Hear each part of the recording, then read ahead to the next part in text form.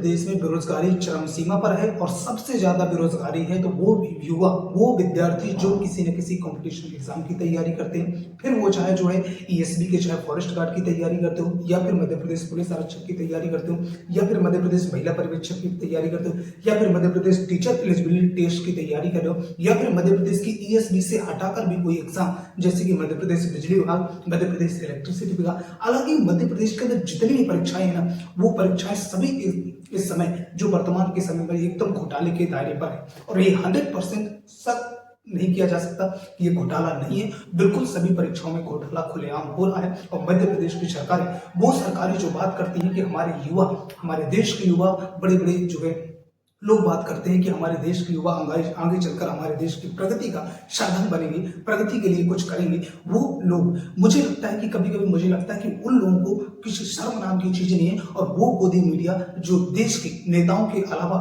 नेताओं की अच्छी बातों के अलावा कुछ भी उठाने के लिए तैयार नहीं है, उन पर भी हम बात करेंगे।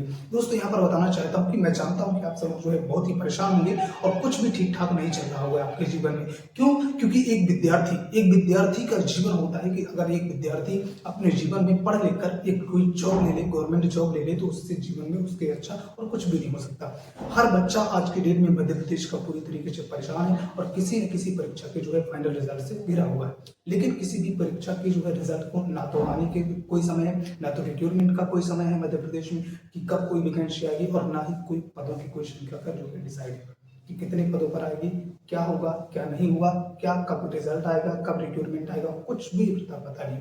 बस इलेक्शन के समय जब आएगा तब उन पर जो है ध्यान दिया जाएगा और उस पर जो उस भर्ती को लटका दिया जाएगा। अब मुझे बताओ कि चाहे वो फिर मध्य प्रदेश लोक सेवा आयोग हो, एमपीपीएससी की परीक्षा हो, या फिर मध्य प्रदेश की ईएसबी की कोई भी परीक्षा हो, हर एक परीक्षा के अंदर इसी तरीके से हमेशा होता रहा है। लेकिन हमेशा नेता केवल बात करेंगे तो बात करेंगे एक ही मुद्दे पर कि हम जो है ये कर दिए, वो कर दिए, 2 साल में 2.5 लाख भर्तियां दे देगी, 5 लाख भर्तियां कर देगी। अरे कहाँ गई तुम्हारी भर्तियां? देश पूछता है, राज्य के बच्चे पूछते हैं कि आखिर वो भर्तियां तुमने कहाँ दी, जिन भर्तियों की तुमने बात कर रहे थे कि 2.5 लाख भर्तियां देगी, 5 लाख भर्तियां देगी। आज से मुझे बताओ कि लगभग आज से जब शिवराज सिंह जी की, चौहान जी की सरकार थी, तब भी यही बातें की जा रही है कि हमने जो है 2 लाख भर्तियां करेंगे, 2.5 लाख भर्तियां करेंगे। मोहन जी की सरकार आ गई, तब भी वही मुद्दा चल रहा है, लेकिन इस मुद्दे पर कोई बात करने वाला नहीं। क्यों? क्योंकि ये बेरोजगारी, बस हमें यही थमा दिया जाता है कि तुम पढ़े लिखे हो और वो रोजगार कहलाता है अगर तुम जो है कि रास्ते में जाकर एक ठेला लगा लो, ये कर लो, वो कर लो। तो मैं आपसे पूछना चाहता हूँ, और यहाँ एक बात मैं और बताना चाहता हूँ, यहाँ पर हम बात करते हैं कि कुछ लोग कहते हैं कि यार तुम क्या बात करते हो, हैं? तुम क्या बात करते हो, सरकारी नौकरियां तुम्हारे पास स्किल नहीं है, तुम्हारे युवाओं के पास स्किल नहीं है। तो मैं आपसे पूछना चाहता हूं कि अगर स्किल नहीं थी, मध्य प्रदेश के युवाओं के पास स्किल नहीं थी, तो तुमने जो है कौन से स्कूल के अंदर पास कैसे कर दिया? तुम मुझे बताओ, तुमने डिग्रियां कैसे दे दी? अगर उनके पास स्किल नहीं थी तो उन्हें पास ही नहीं करना था, फिर तुमने डिग्रियां कैसे दे दी? डिग्रियां कैसे दे दी? तो वो तुम्हारा ही एजुकेशन सिस्टम था जिसने इस तरीके से जो है वहां पर भी क्यों? क्योंकि तुम्हें टैक्स नहीं जाता, तुम्हें कुछ भी नहीं मिलता। तो ये सब मिली जुली सरकारें हैं और मिले जुले जो है मध्य प्रदेश के पूरे नेता हैं। नेता से लेकर सरकारी कर्मचारी तक हर एक कर्मचारी, हर एक नेता भ्रष्ट है पूरी तरीके से मध्य प्रदेश का। मध्य प्रदेश के हर बच्चे के जीवन में जिस तरीके से तबाही मची हुई है, मैं आपसे पूछना चाहता हूँ कि वो बच्चे जिनके माता पिता दूसरे की मजदूरी करके तसले ढोकर दिन भर की जो है मजदूरी करके और 200-300 रुपए लाते हैं और सोचते हैं कि हमारा बच्चा अगर पढ़कर जीवन में कुछ आगे करेगा, शायद एक छोटी सी नौकरी ले लेगा तो उसमें जो है हमारा जो है भला हो जाएगा। किसी की बेटी होगी शादी के लिए, किसी की बहन होगी शादी के लिए, किसी का भाई होगा, उसके लिए एक आशा लगाकर, उम्मीद लगाकर बैठे हुए हैं उनके माता पिता कि आज नहीं तो यूं आंसू से आंखों से आंसू बह रहा है उन माँ बहनों की जिनके जो है बच्चे पढ़ाई कर रहे हैं। आज नहीं तो कल मुझे आंखों की रोशनी मिलेगी, लेकिन कोई इस पर जो है मुद्दे पर बात नहीं करने वाला। ये कितनी बड़ी, मैं आपसे पूछना चाहता हूँ कि मध्य प्रदेश की सरकार के लिए कितना बड़ा मुद्दा है और मध्य प्रदेश की सरकार को ये सोचने का एक अहम मुद्दा है जहां पर बात करनी चाहिए। क्यों? क्योंकि हमारे देश के, हमारे राज्य के वो युवा जो स्किल है, हाँ उनके पास स्किल है, लेकिन उनका तुम्हारे फर्जीवाड़े के कारण, तुम्हारी जो है इस तरीके से डुप्लीकेटेड पिपिट जो है, एक तरीके से पिपिट जो है तुम्हारा नवाब बन के बैठे हुए हो, पिपिट नवाब बन के बैठे हुए, पिपिट कंपनियां हैं जो तुम्हारे इस तरीके से फर्जीवाड़ी करती है और जिन्हें बार बार टेंडर दिया जा रहा है। ऐसा क्यों टेंडर दिया जा रहा है जब पता है, सब कोई जानता है, नेताओं से लेकर मंत्री से, मिनिस्टर से, सब कुछ को पता है। हर डेली सुबह होते ही एक नई न्यूज कटिंग के अंदर सब छपकर आता है कि आज ये घोटाला हो गया, आज इस पेपर में फर्जीवाड़ा हो गया। फिर इन कंपनियों को ही बार बार ठेका क्यों दिया जाता है, मैं आपसे पूछना चाहता हूँ, मुझे बताओ। और ये गोदी मीडिया कभी भी तुम्हारा जो है आवाज नहीं उठाएगी, ये मैं कहता हूँ, और हम हमेशा आवाज की उठाते रहेंगे।